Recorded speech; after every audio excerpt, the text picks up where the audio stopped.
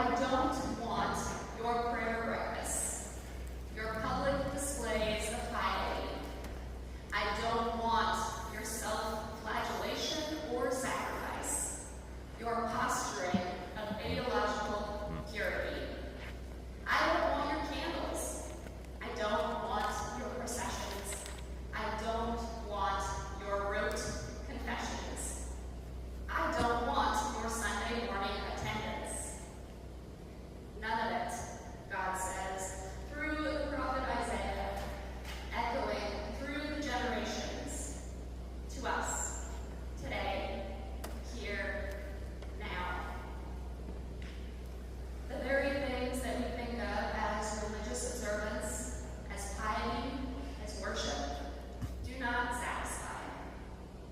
It isn't that they are always inherently wrong, but that when they aren't paired with an orientation towards justice and actions of mercy and love, they reflect hypocrisy, not faithfulness.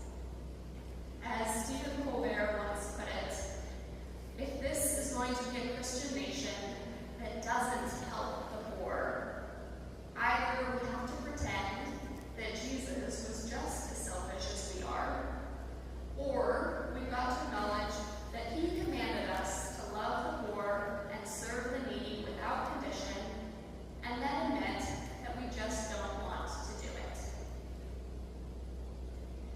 As we are reminded again to reorient ourselves toward God and God's ways, rather than our own desires and cultural conditioning, we are invited to return to the words of Isaiah, speaking on behalf of God and reminding us what it is that God desires. That we loose the bonds of injustice, let the oppressed go free, share our bread with the hungry, and bring the homeless poor into our houses.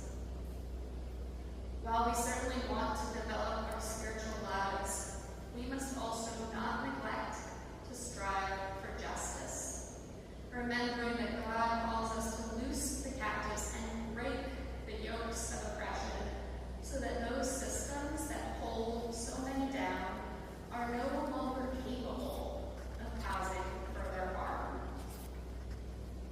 Especially while